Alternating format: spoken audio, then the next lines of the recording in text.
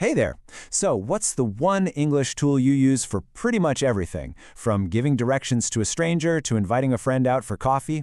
It's the imperative. And today, we're going to absolutely master it so you can sound way more natural and confident in your everyday chats. So how do you tell someone what to do? It sounds simple, right? But getting the tone right is absolutely crucial. The line between a polite request and a bossy order can just be one or two tiny words. And that's exactly what we're going to break down. All right, first things first, what even is an imperative? You might think it's just for, ordering people around. But trust me, it's one of the most flexible and useful tools in the entire English language. Okay, so the core idea is pretty straightforward. An imperative is just the verb form you use to give a direct command, a clear instruction, or a firm order. Basically, it's the grammar for telling someone what to do. Think of things like hurry up or switch the TV off. Yep, that's the imperative right there in action.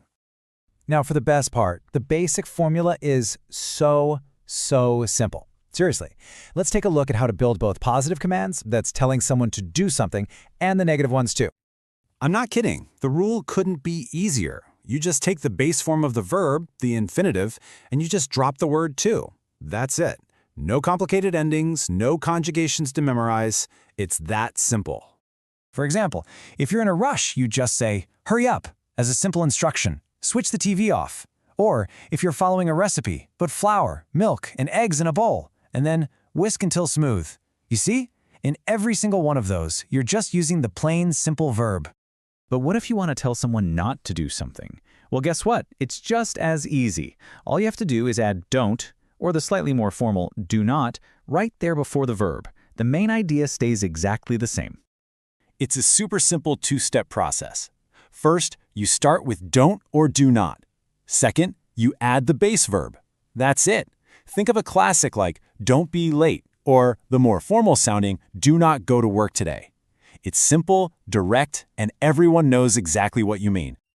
Okay, but imperatives are not just for orders. Far from it.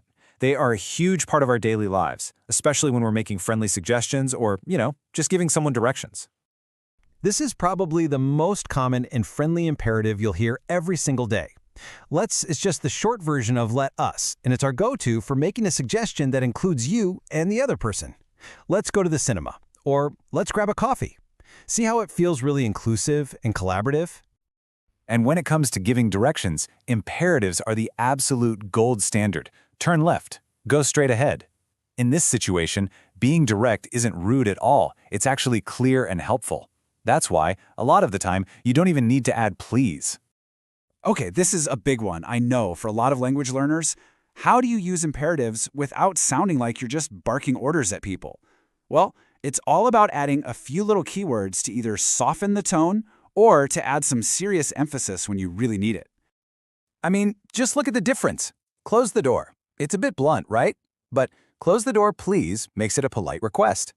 Wait for me here is a direct order. But something like, just wait for me here, if you wouldn't mind, completely changes the feeling. Those small additions make a world of difference. Now, what happens when you add the subject you? Normally it's just implied, we don't say it. But saying it out loud creates this really powerful emphasis.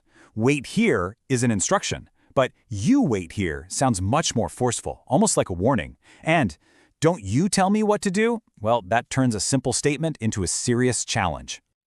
Here's another fantastic way to adjust the tone. If you add the word do before an imperative, it makes it sound so much warmer, more polite, and more insistent. It turns a simple invitation like visit us next time into a really warm do visit us next time. It just shows you really mean it.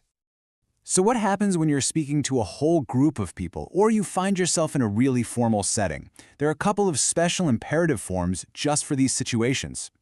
When you're talking to a whole group, you often start with a word like somebody, everybody, or all. Like in an emergency, you'd shout, "Somebody call an ambulance!" And notice the verb call doesn't get an S. The rule holds true. You always use the base form of the verb.